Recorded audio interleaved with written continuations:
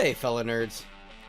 So you remember that one point in your life where you put on a few too many pounds, everyone started making fun of you and calling you fat? Your dad totally hated you because your weight messed up his old-timey bank robbery. Obviously, that leaves you with only one choice, right? Start a criminal empire and destroy Spider-Man. If it wasn't obvious already, today we're talking about Wilson Fisk, also known as the Kingpin.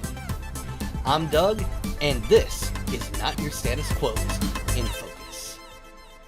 Created by writer Stan Lee and artist John Romita Sr., the nameless Kingpin first appears in The Amazing Spider-Man number 50 in July of 1967. That's right, although he's more commonly associated with heroes like Daredevil and the Punisher, he actually started off as a villain of the week for our favorite wall crawler. And fun fact, the Kingpin's physical appearance was based on actors Sidney Greenstreet and Robert Middleton. Now, it wasn't until Daredevil number 170 in May of 1981 where the Kingpin was given the name Wilson Fisk. Written and penciled by Frank Miller, this issue of Daredevil not only gives Kingpin his name, but a family and a backstory as well, one that would continue to evolve over the years. And, much like the stories of heroes that the Kingpin faces, his origin has quite a few variations of its own. But in order to keep things simple, I'll be sticking to the more common and recurring story threads, much of which comes directly from issue 6 of the official handbook of the Marvel Universe. Wilson Grant Fisk began his life as a poor child in New York City. How am I paying for all this?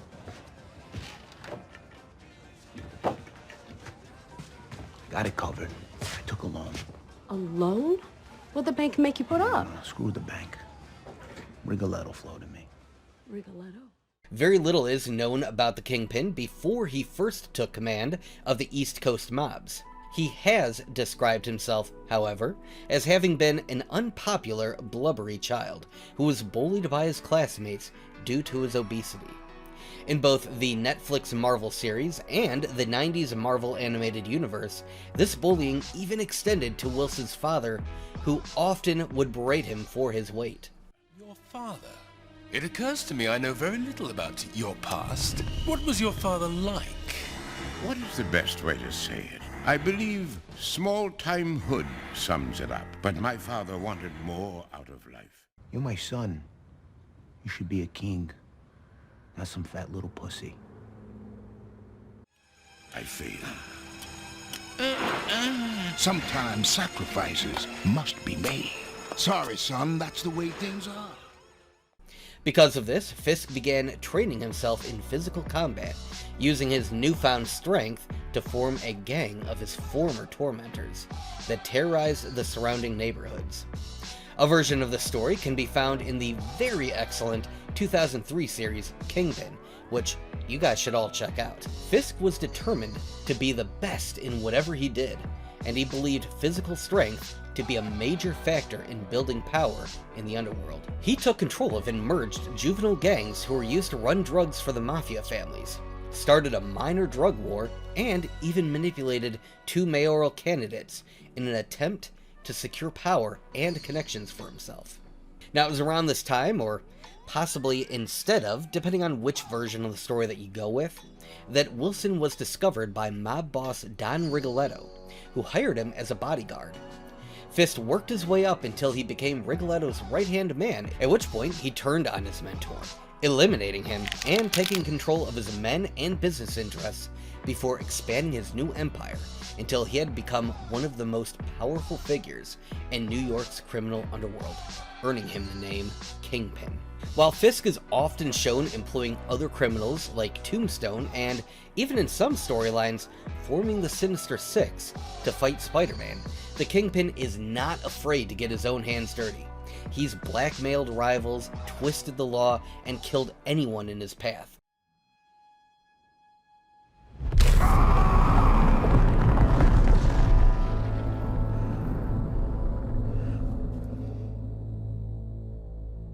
Get rid of the body.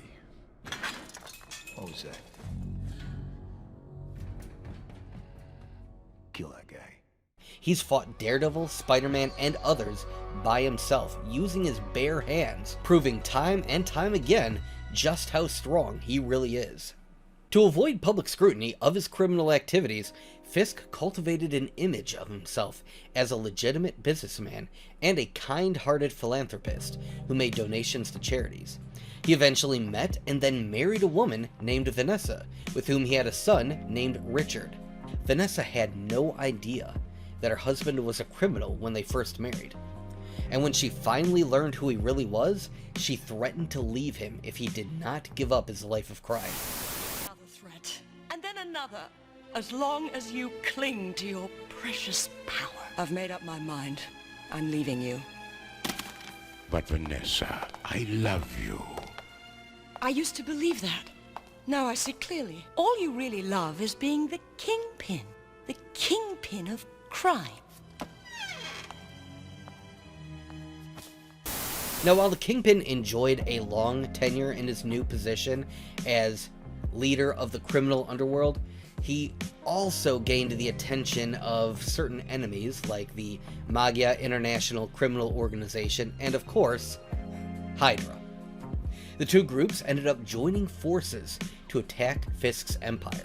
And after losing most of his assets, Wilson had to give up his criminal empire and flee to Japan with his family in order to protect them from his enemies. There, he started a legitimate spice exporting business, which leads us into the aforementioned Daredevil number 170. He used his newfound profits to return to New York, organizing his old followers and starting a war to destroy the Maggia. The resulting chaos allowed Fisk to easily step back in and gain back everything that he'd lost. My name is Wilson Fisk, and together we can make this city a better place.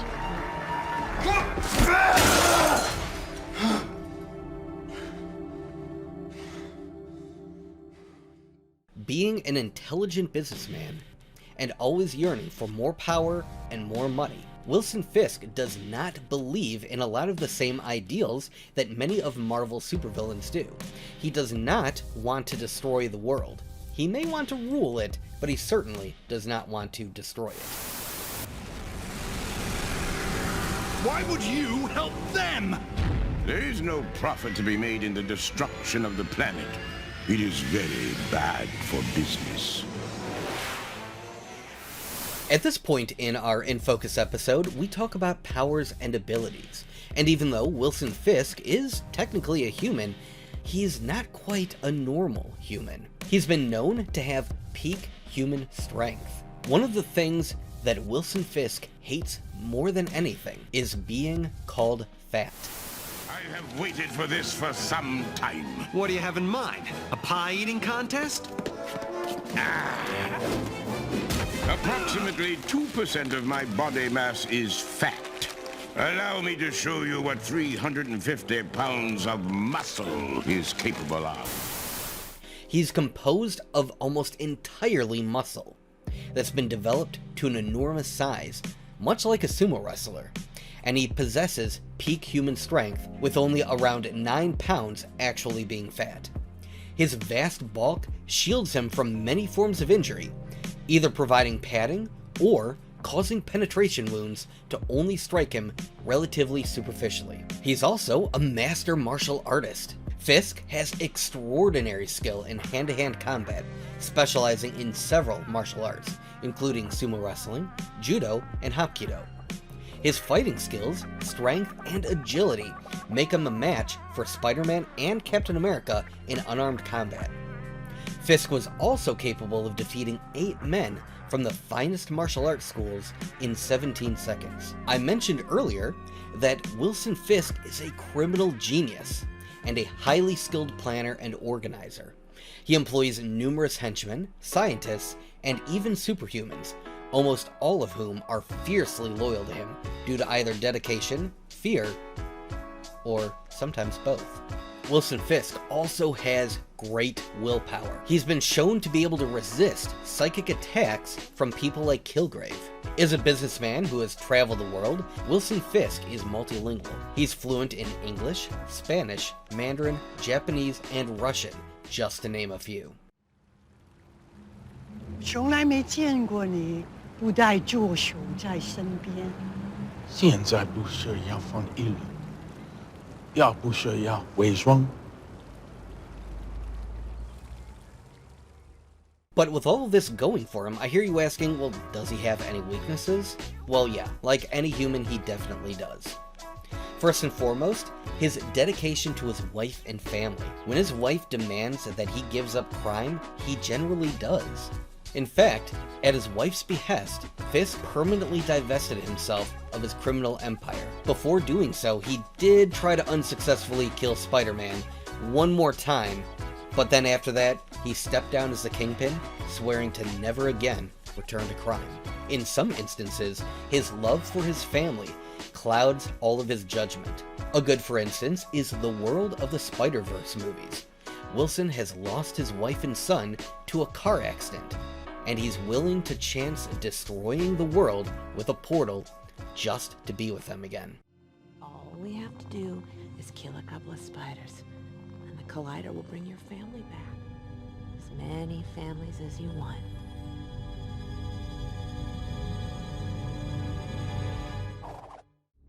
It can't be worth the risk. It's not always about the money, Spider-Man.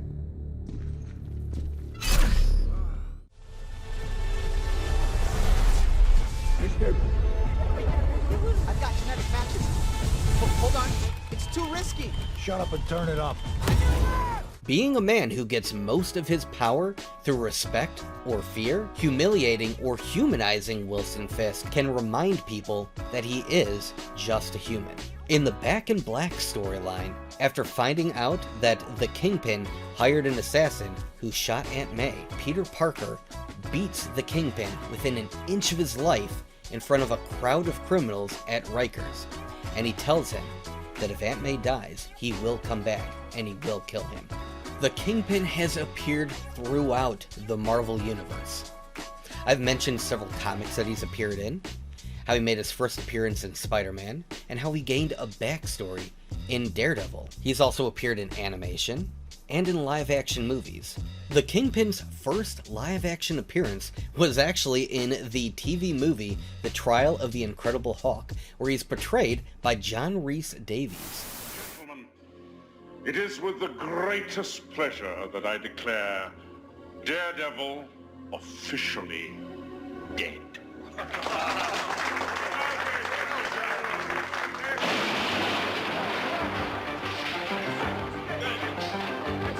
Intermission.